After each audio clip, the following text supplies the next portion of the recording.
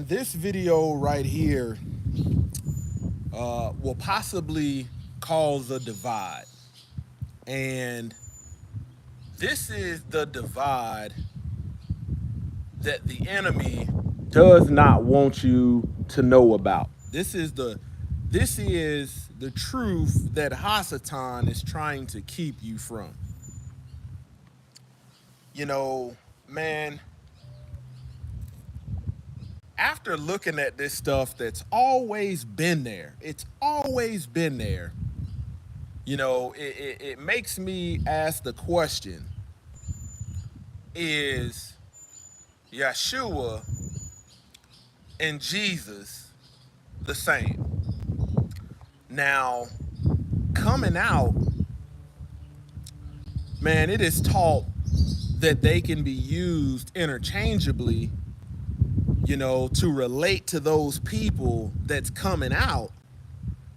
And oftentimes we go back and forth, even in teachings, using the name of Jesus. Man, the divide is, if you are a follower of Yeshua, man, you're going to obey the laws, the statutes, the precepts, the commandments, the ordinances. If you're a follower of Jesus, man, you're going to violate those commandments. You're going to constantly be in transgression, constantly miss the mark. You're going to keep the worldly Christian observances that are outlined nowhere in the book that are not feast days. Man, just because you read the Bible does not mean you are studying the Bible. I've said that time and time before. And to verify what I'm saying, man, you can go to Google and type in the difference between reading and studying. Man, 99.9% of the people that say that they follow Jesus have never really studied. They've only read. Read, compound reading. But have never gained any in-depth knowledge. The followers of Yeshua, you know, these are going to be the people that have studied, especially in Western culture. So what I want you to do is go to Blue Letter Bible. You know, type in that website, go to BlueLetterBible.com and type in Matthew 1:1. Okay, that's gonna give you the first time in the text that the name Jesus is used. Or you can go into the search bar on Blue Letter Bible and type in Jesus, and it's gonna pop up Matthew chapter 1 verse 1. These are the writings. This is the life of Jesus, you know, telling you his lineage. Man, when you click on Matthew 1:1 and pull up that specific verse, and then you click on, you know, the word Jesus, and it's gonna have its Greek origins. When you click the etymology of the name Jesus, the transliteration is Iesous, I-E-S-O-U-S. So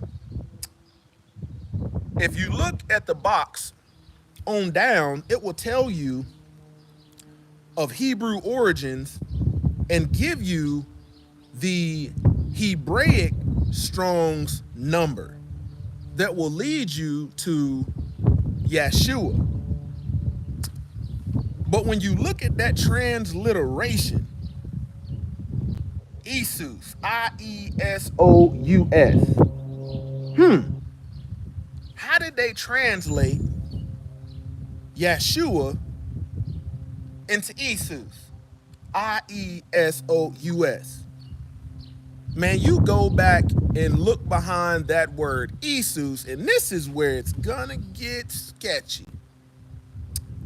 Man, Jesus has no Hebraic origin. It's like you're not gonna look behind Jesus and find Yeshua. But the book does say the penmanship of the scribes is in vain. Go look up what Jesus stands for, that transliteration. Look at how close in similarity Jesus sounds to Jesus. So when you look that up, you'll find out that the transliteration of Jesus, Jesus, really means Hail Zeus. And now it's starting to make sense. Man, if you go to every Sunday sun worshiping, SUN worshiping church, man, I guarantee you, they're going to be in there in the name of Jesus. Transliteration, Jesus. Jesus is a god that's a part of Roman Greek mythology. When you break this down and realize and ask yourself, man, was the Torah given to the Gentiles? No. It was given to Israel, Yashriel. Was the law given to the Jews? No. You don't read Jew or Jews until you get to Esther and 2 Kings. First 5 books of the Bible, the Torah, Jews ain't mentioned.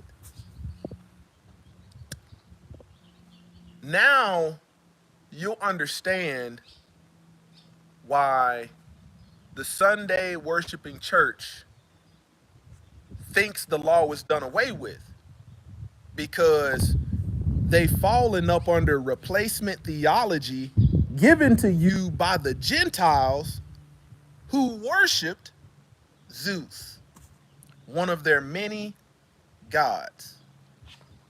So now, man, when you look at it, Yeshua, man, was obedient to the will of Yah.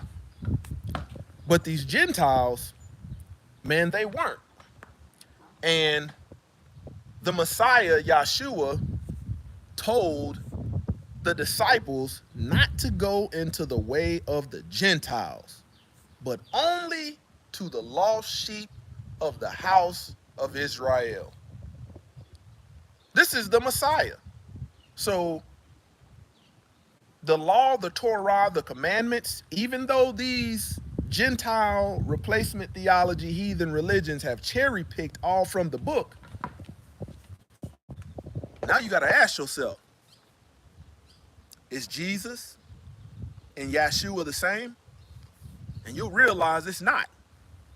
You know, and tomorrow in my Sabbath day teaching, man, I'm going to lay this thing out for you because it's been there the whole time.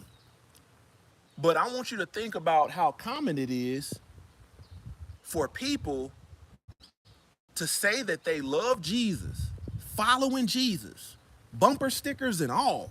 I mean, it looks real good on the surface, only to submit their lives to lawless, heathen, Gentile ways. Even in the New Testament, it tells you the law wasn't given to the Gentiles. They have not the law. Think about it. They made their own law. So when you look at today, let me give you an example. When you look at today, this court, the court system that says in bold letters, "In God we trust." Man, do they trust in Yahweh? Or do they trust in the pantheon? Do they trust in the different gods and goddesses of Roman Greek mythology? This is why the Gentiles currently, till this day, say it is lawful for a man to marry another man, a woman to marry another woman. They see nothing wrong with it. Why? Because their culture, their heritage is lawless, always has been. Look at their artwork. Look at the sexual immorality in it. Now, I want you to understand something.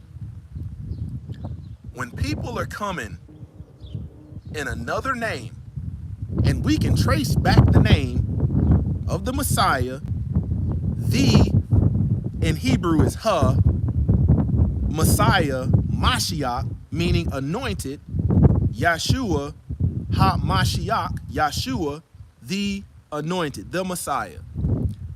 When these people are coming in other names and they're coming in the name of Jesus, telling you how much they love Jesus, but are telling you why they don't have to obey said commandment, said law, said precept, said statute, I want you to understand, you're not going to be able to reckon with them.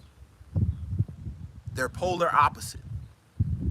You might be talking to somebody that's every time they're shouting, you know, in the name of Jesus. Look at the transliteration. They don't even realize they're saying, Hail Zeus. Hail Zeus. Now, man, this could be the cause of why, man, there is so much divide in, when you think about the divide in Christianity, think about all of these different denominations and spin-offs that they've got. It's just like in Roman Greek mythology, they got a lot of different gods and goddesses. So when you think about it, they've split into so many different ways with their pantheon. Man, when you look up Christ, transliteration, Christos. Christos is not a name, it's a title. Tomorrow we're gonna talk about it.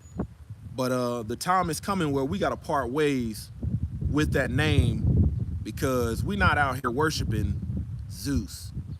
But this is just the programming, indoctrination, replacement theology that they've given us. And, you know, every time you say that name thinking that that is the name, go back and look at what I told you to look at. And you'll realize, man, you still got the remnants of heathen religion on you.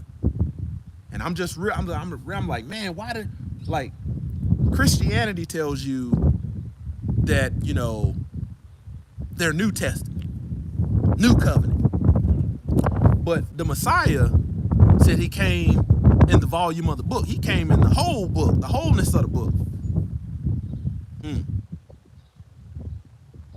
Are Yeshua, Jesus the same? Let me know what you think. And we don't need opinions. We need facts. Closer to y'all ministries, kicking it gun, barrel straight.